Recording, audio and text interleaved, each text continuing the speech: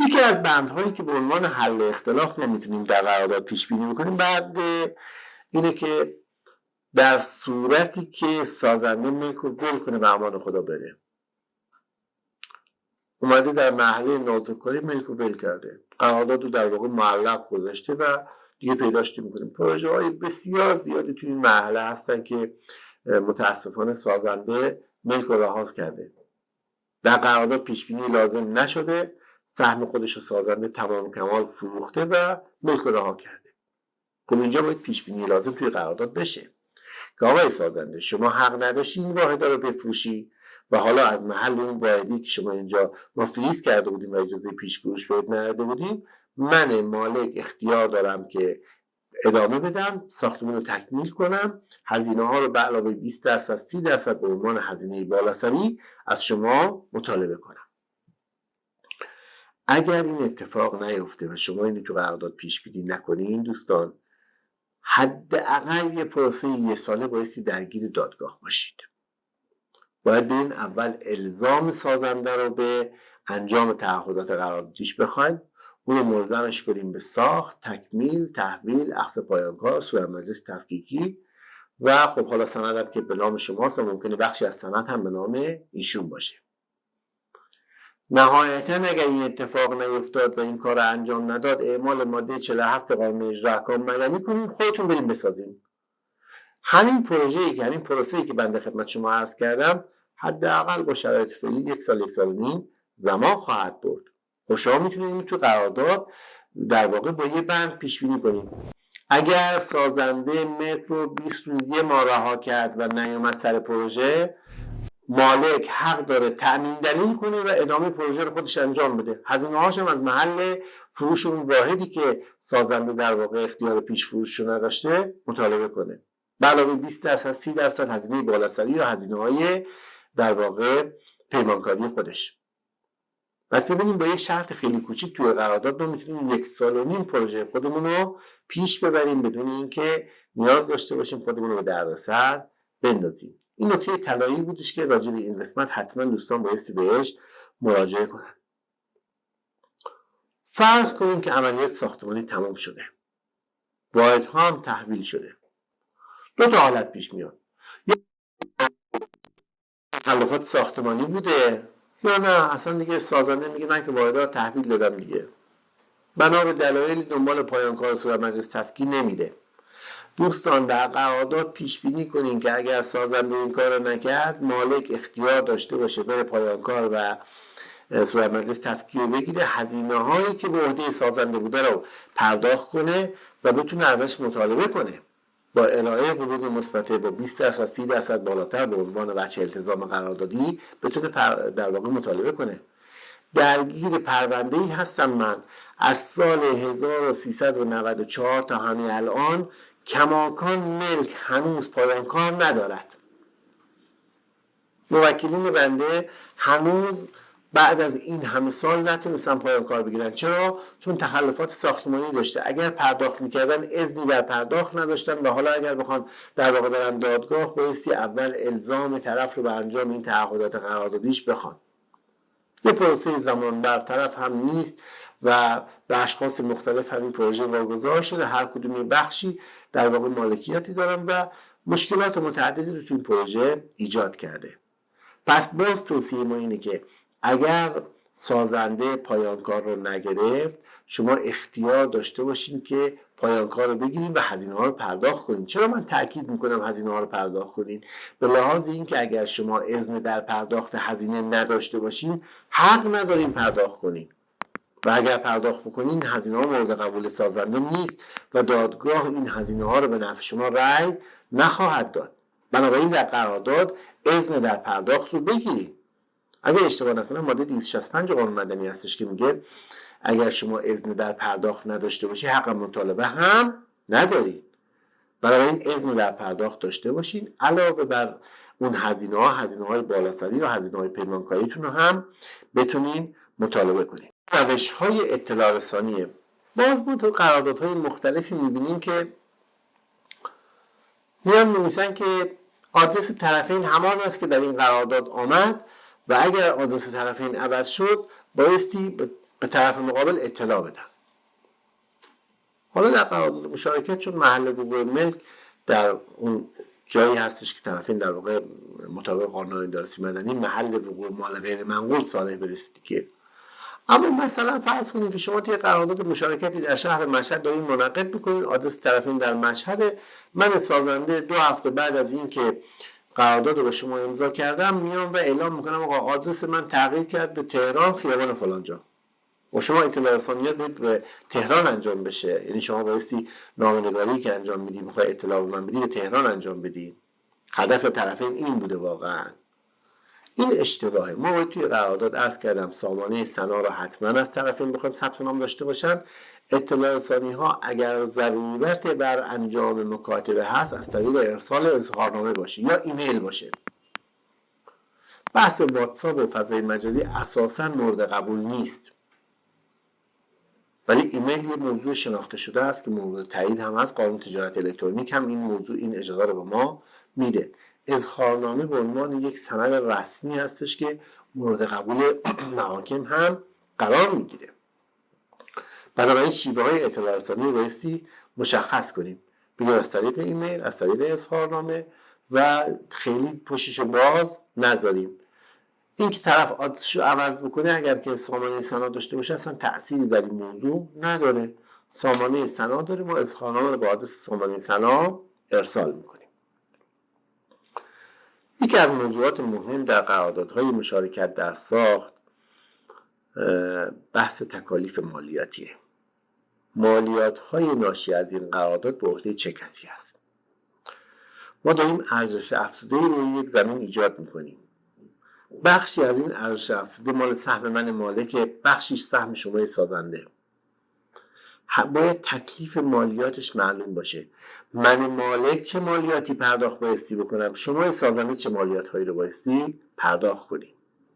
حتما راجع به تکالیف مالیاتی و نحوه پرداختش و اگر طرف پرداخت نکرد راجع به این که مثلا مالک اختیار داشته باشه پرداخت کنه از سهم سازنده کم کنه یا عکس سازنده اختیار پرداخت داشته باشه، حتما توی قرارداد پیشبینی های لازم رو انجام بدیم.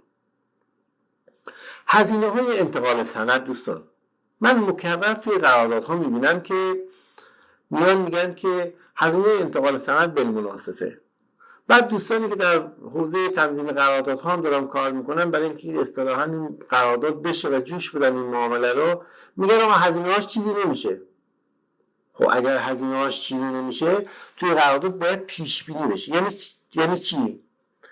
یعنی اگر فرض کنیم که مالک میگه آقا من سوال کردم هزینه انتقال سند مثلا 4 میلیون تومان میشه، بنابراین بالمناسبه پرداخت کنیم. توی قرارداد بنویسید هزینه انتقال سند تا 4 میلیون تومان با طرفین، مازادش با مالک. اصل و اینه که هزینه انتقال سند با مالکه. بنابراین راجع به اینا دوستان در قرارداد پیش بینی کنید. شروطی که به عنوان شروط در واقع قرارداد یا 50 نکته‌ای که به عنوان نکات قراردادهای مشارکت میخوایم بگیم بحث بیمه هست. در قرارداد دوستان سازنده رو مکلف کنید پروژه رو بیمه کنه، هم بیمه مسئولیت و هم بیمه تامین اجتماعی رو. و اگر سازنده بیمه نکرد مالک حق داشته باشه خودش پروژه رو بیمه کنه، هزینه هاشو از سازنده به علاوه 25% بالاسری مطالبه کنه. چرا؟ چون اگر این بیمه اتفاق نیفته توی پروژه خدایی نکرده کارگری بیفته حادثه‌ای براش ایجاد بشه منجر به فوتش بشه، مالک هم پاشگیره. بنابراین بحث بیمه رو جدی بگیرید، حتما الزام کنید سازنده رو که بیمه کنه، بیمه مسئولیت کنه، بیمه خسارت و حوادث کنه، راجع به اموال و در واقع املاک مجاور، راجع به کسایی که تو پروژه رفت آمد دارن، اهم از پیمانکاران و کارگران و حالا استادکاران و کسایی که تو پروژه رفت آمد دارن. و اگر پیمانکار سازنده به هر دلیلی این در واقع موضوع رو انجام نداد، خود مالک اختیار داشته باشه که این بیمه رو انجام بده و هزینه هاشو به علاوه 20% 30% بالاسری از سازنده مطالبه کنه. گاهی اوقات در واقع سازنده میاد پیشروی هایی رو انجام میده، یه قسمت هایی رو اضافه بنا میسازه. پایان سال هست، مثلا شهرداری گفته آقا ما مجوز فلان رو هم میدیم، یا بخشنامه مصوبه اومده که مثلا یه سقف مازاد هم طرف با پرداخت هزینه میتونه بگیره. این سقف مازاد متعلق به کیه؟ هزینه هاشو کی باید پرداخت بکنه؟ نحوه تقسیمش به چه شکلی است؟ آیا اگر سقف مازاد گرفتن و اضافه بنای ایجاد شد به مدت قرارداد هم اضافه میشه یا نه؟ همه اینا باید توی قرارداد دیده بشه. اگر پیش بینی نکنید قطعاً با مشکل مواجه میشید و باعث میشه که قرارداد شما قرارداد ارزان به حضورتون کامل و مرتبی نباشه. ما خیلی از قراردادها رو میبینم که اساساً صورت جلسه‌ای برای تحویل ندارن. پروژه‌ای رو بنده به عنوان داور بودم در اون قرارداد. اختلاف اساسی سر این بود که مالک میگفت من ملکم آماده تحویل بوده، سازنده میگفتش که اصلا اینا هنوز که هنوزه تو اونجا اسباب و وسایل دارن و در واقع امکان تحویل ملک وجود نداره. در قرارداد پیش بینی کنید که ملک بایستی با صورت جلسه کتبی تحویل بشه، به صرف اعلام و اظهار مالک نباشه. اونجا صورت جلسه وقتی میخواد انجام بشه سازنده بتونه بیاد اونجا و بر ملک مسلط بشه، بتونه اقدام به در واقع انجام عملیات ساختمانی بکنه. ما در قراردادها بایستی یه حل اختلافات جزئی پیش بینی بکنیم. گاهی اوقات حل اختلافات اینقدر در واقع کلی و حالا مبنایی نیست. مثلا راجع به رنگ، مثلا فرض کنیم که سرامیک توالته، نوع مثلا سنگ توالته، رنگ مثلا فرض کنیم که آینه توی سرویسه، موضوعات کم اهمیتی هستش یا تغییر خیلی جزئی در نقشه هاست. مثلا فرض کنیم که میخوان جای مثلا یه ستون رو عوض کنن، میخوان جای مثلا فرض کنیم که یه اتاق رو درب ورودی چپ باشه یا راستش رو عوض کنن که خیلی به اساس این قرارداد لطمه جدی وارد نمیکنه. راجع به این حل اختلافات جزئی دوستان در قرارداد پیش بینی کنید. شخصی که امین طرفین هست و میتونه در واقع نظرش فصل الخطاب باشه رو به عنوان کسی بذارین که توی این قرارداد اگر طرفین با هم به توافق نرسن نظر ایشون صائب باشه. یکی از جاهایی که این میتونه کارگشا باشه در تایید نقشه هاست. من سازنده نقشه هامو آماده کردم، به مالک تحویل دادم، مالک 1 هفته مهلت داره رد کنه یا تایید کنه. در مهلت رد نمیکنه یا تایید نمیکنه یا اساسا رد میکنه بدون دلیل رد میکنه. خب من تا کی بایستی به این رد مالک جواب بدم؟ بالاخره یه حدی وقفی باید براش پیش بینی کنیم.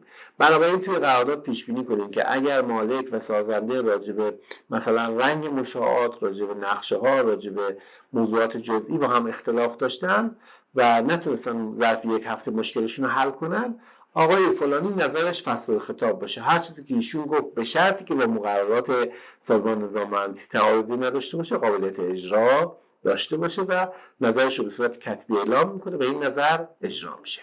این میشه حل اختلاف جزئی توی قرارداد.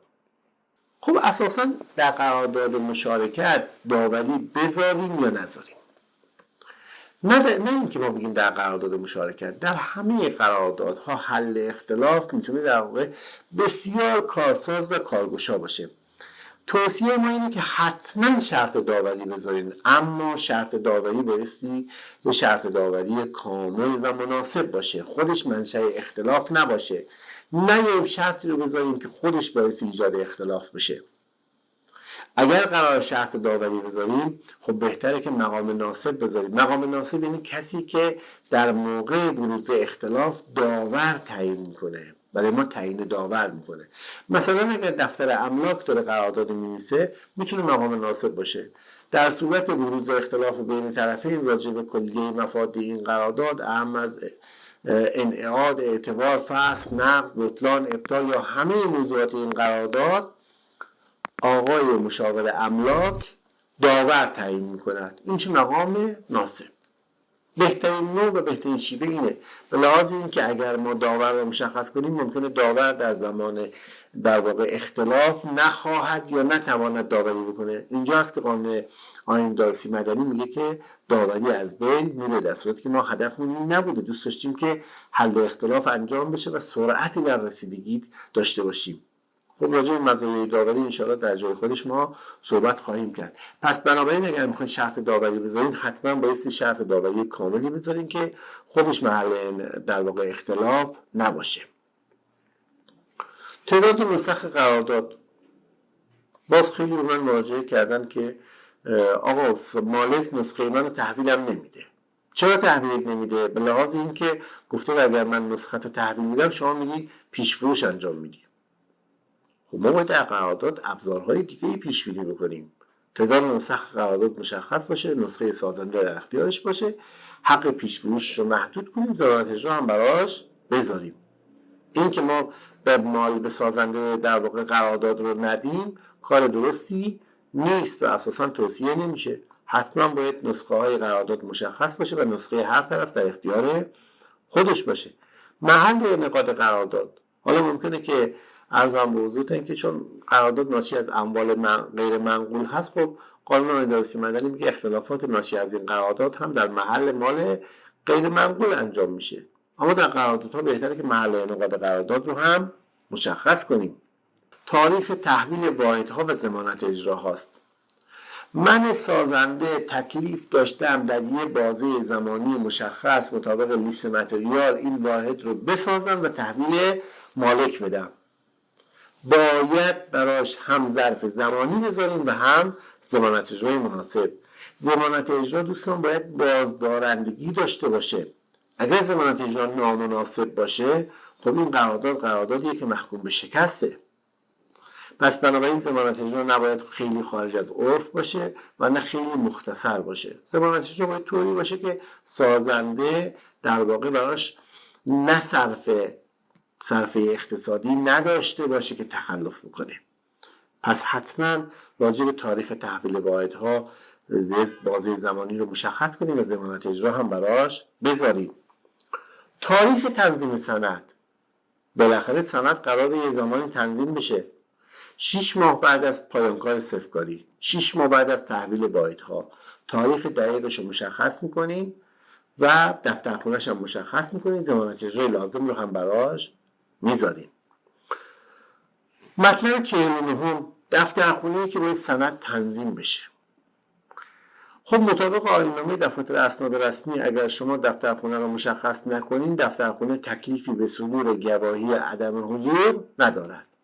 بنابراین حتما باید دفترخونه برای تنظیم سند، چه سند رسمی چه سند وکالت، مشخص باشه تا ما در مواقع لزوم بتونیم گواهی عدم حضور رو از دفترخونه بگیریم.